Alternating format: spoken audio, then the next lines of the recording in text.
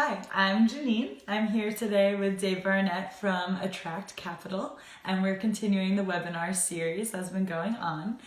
Today we're speaking about the art of building trust in the deal process, and Dave has been doing deals and working with clients for 28 years, so he has a lot of experience with building trust in the relationship, and he's going to go through some of those items. Well, thank you, Janine. I'd like to think that I know a few things about building trust. Because I have been doing deals for a long time, and I think it is an art. When you look at the deal process is a long and winding road. There's a lot of unexpected surprises, and so you really need to reinforce that trip with underlying connection between all the parties. Whether you're a buyer and you form the connection with your seller, or if you're a buyer and you form the connection with your lender. But that really enables you to get through the whole journey and to come out on the other side with a closed deal. And you really take a fair amount of risk, Janine, to the extent that you're not building that underlying base of trust, because there's a lot of unexpected surprises, and only through having trust can you really get through the difficult times. Absolutely. So you have to really work with each other and get to know each other. And Absolutely. It's all about personalizing the relationship, and it's all about the communication. And we're going to get into some of that more deeply when we get into the Attract Capital 4 keys to building trust in the relationship. But the process is inherently a difficult process, in part, Janine, because it's such a high stakes one. And usually when a seller has decided to make the decision to exit their business and a buyer is looking to buy the business, it's a multi-million-dollar deal. It's a $5 million deal. It's a $10 million deal. And you might have a lender who's going to put a lot of money on the line as well. And the lender wants to know that they're going to get their money back down the road. That's what lenders do. They give the money, but they get the money back. So the buyer's taking a big risk, but the seller's also taking a risk because they're betting that the buyer is going to be a very honorable steward of their life's work. And so there's a lot of risk, there's a lot of stress points, and a lot of times there's crescendos, there's emotional crescendos up and down. And when there's emotional crescendos up and down, there can be a fair amount of people. There's a lot of times where people just shut down and they just don't want to talk, or they feel like the deal's over, or it's not going their way, and they get discouraged. Because the average deal does take anywhere from like 6 to 9 months to get done. So a lot of things can go wrong, and trust is really needed. yeah, so that could be a really long process, and I can imagine how helpful building that trust could really be. And you see a difference in that through these deals and how long you've been working on them? Absolutely. If everybody treats everybody as a person and there's a strong relationship, you can usually get to a point of closure. And where that doesn't happen, where it's more transactional, deals can really fall short. So it's usually a very causal relationship between the level of trust. And it really comes down to some basic things. With middle market deals, particularly, Janine, the deals that Attract Capital specializes in, usually the principals are on the front line. So you have like the seller who's dealing directly with the buyer, and the buyer who's dealing directly with the lender. And so sometimes things can get a little, people can get a little hurt, and sort of there could be some hard feelings about a very aggressive point of negotiation. So unlike big mega billion-dollar deals where everybody has like a team of 20 and there might be like 5 lawyers and 5 investment bankers, with middle market deals, it's very much everybody's in the same boat, and everybody's got to be on the same page, and everybody's got to be heading in the same direction. Because when you have trust and everybody's in the same boat and there's alignment, people are well-intentioned, and it allows everybody to give each other the benefit of the doubt, because you're going to reach a point in the deal process where it looks like all hope is lost. It's kind of like the Lord of the Rings, where everybody's looking for the ring and people are giving up hope, but they had the togetherness and everybody had the alignment, and so Frodo prevailed in the end, and so you get the deal done. That's sort of what it's like. But trust is the bridge over uncertainty for a deal, and it keeps everybody moving forward. And sometimes just deals die. I mean, for reasons that are natural and sometimes unnatural, but sometimes deals die, and you can always get it back on track if there is trust. Wow. So do you have a lot of experience with deals dying and this kind of happening? Too much experience with deals dying, Janine. So oftentimes we're working on something for like 6 months, and something pops up, And nobody thought about that issue on the front end as much as everybody's trying to think about all the issues. And if everybody respects each other and there's a good relationship, you have a chance of getting it back on track. But when you don't have that relationship of trust and where it's not there, it's very hard to get it back on track. And last year in particular, we had 2 deals that died. We had one deal that died 3 times and we were able to get it back. And we had another deal that died twice and we weren't able to get it back. So it unfortunately happens because there's hundreds and hundreds of reasons why any deal could fail. Yeah, wow. So there's a lot of different reasons. And then why do you think that happens so often? Like one specific reason maybe? I would say because it's usually the timing, Janine. Mm-hmm. Like a lot of times the seller wants to they've made a decision to sell and they don't realize the decision to sell is much different than actually consummating the deal to sell, and that it takes a lot of work. So the seller doesn't want to work as hard as they need to in order to get to the closing. And so there's sometimes an asymmetry of expectation where the seller thinks, oh, this should be easy. I made a decision. We should be able to get this done in a couple of weeks. Meanwhile, it takes the buyer longer to get it done. So it's usually a misalignment over the time frame of the deal. That makes complete sense. Timing is everything.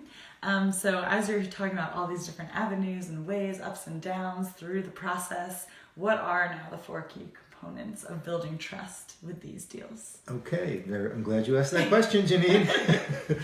Bringing me to the meat of the webinar tonight. Let's get to it. So we've been holding back. I know the audience is just screaming in their virtual cocoons. We want to know. So the number 1 is frequent communication. In order to build trust in the deal process, you need to have frequent communication. You need to assume that the other party needs a lot of attention and you need to communicate frequently. You cannot take for granted that they know things because chances are the seller's never been through this process before. Chances are you as a buyer, you've never learned about this particular company before. So both buyer and seller really need to they need to communicate more than they think they do and not leave everything to chance. And what they really need to do is they need to build time and space in order to communicate. So why do you think communicating is helpful? Obviously, we all need to communicate better, but why is it helpful in the deal process? Well, because I think, A, because you get information across, right? That's the obvious answer. But B, because when you're communicating with them, you are able to get a better read on how they think, how they treat people, what matters to them. A lot of times if you're communicating with them, you can get a hint as to how they treat others, and that can give you a better idea as to the most effective way to communicate with them. And you can also draw a lot of inferences around their personality and just their business mind from watching carefully how they communicate. Because a lot of times what I found in these types of negotiations, it's not necessarily what somebody says, but it's how they say it and what isn't said. Often how they say it and what isn't said has more meaning to forming a conclusion about a person than actually what they say. So being observant. Absolutely. Observing, keen observation and active listening is absolutely critical, Janine. That's a great point. Yeah, that's important. It definitely is. I'd say, so the frequent communication is number 1. Number 2 is, and we talked about this a bit in the preamble, you need to relationship build.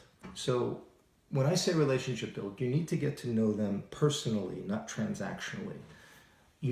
People want to do business with other people. People tend to do business or like to do business with people that they like or people that they're almost friendly with.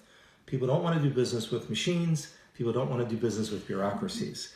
So it's important to get to know these people on more than just a superficial level.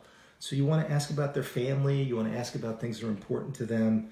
You want to learn about their character because in a lot of, as is the case so much in life, character is destiny, and it's important for them to know that their character is important to you and your character is important to them.